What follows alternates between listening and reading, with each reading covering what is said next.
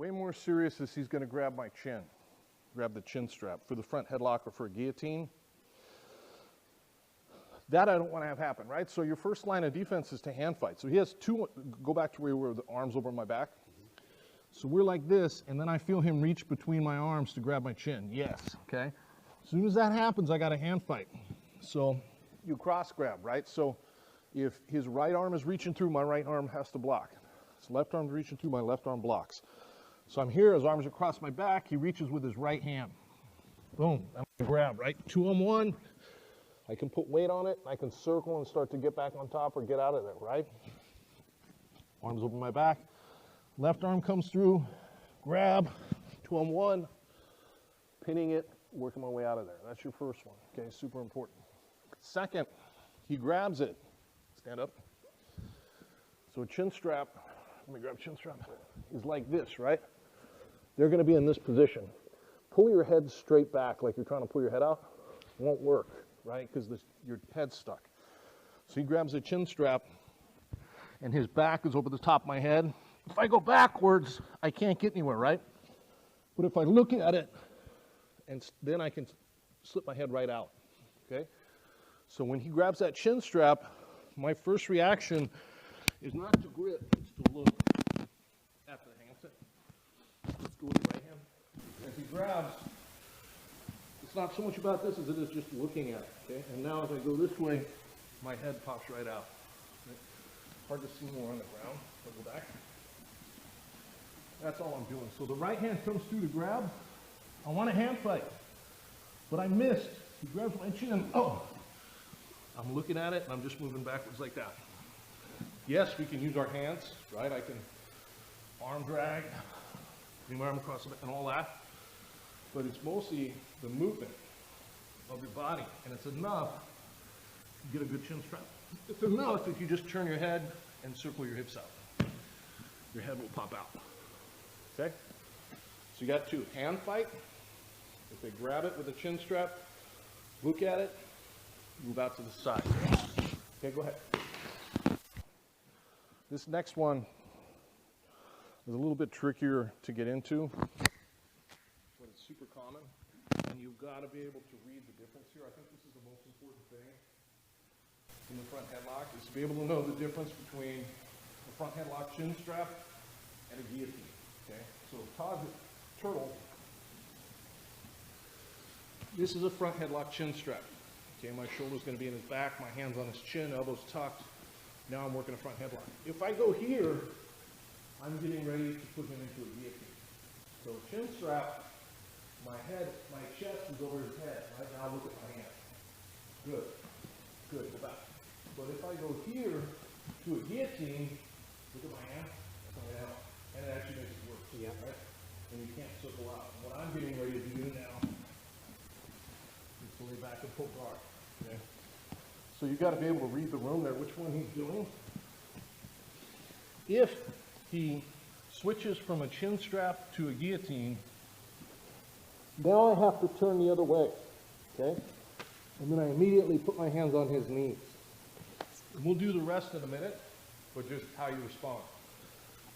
It's not going to help me to grab the wrist, right? So go chin strap, switch to a guillotine. Okay.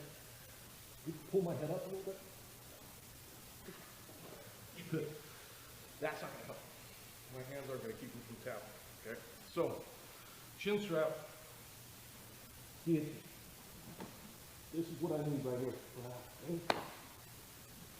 Hands on the knees, turn into his chin a little bit.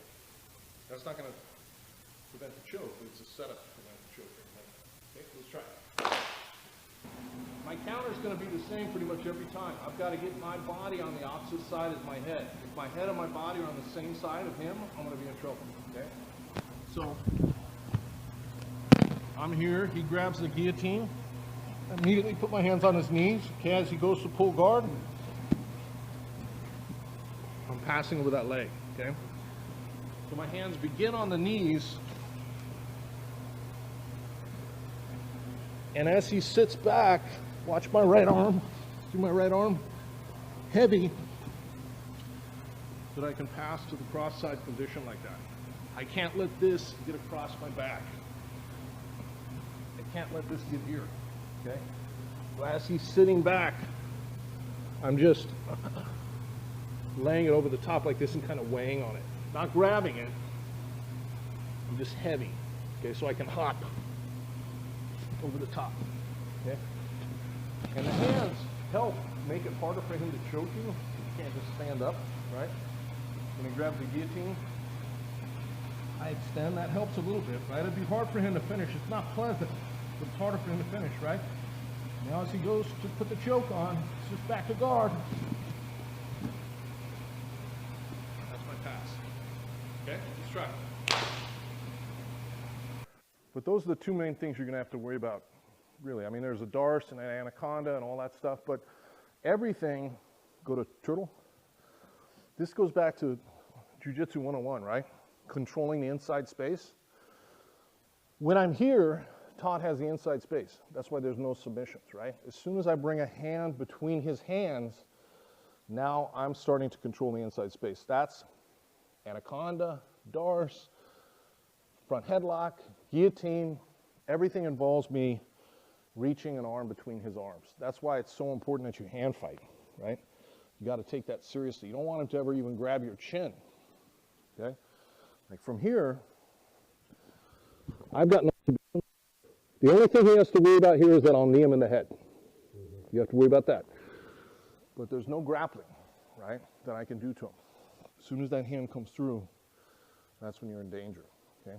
So the only other thing we'll deal with, so we could do anaconda and darce specific counters, and we will in future classes, but they all begin the same way, right? Hand fighting and turning out of the front hand, the way we just did.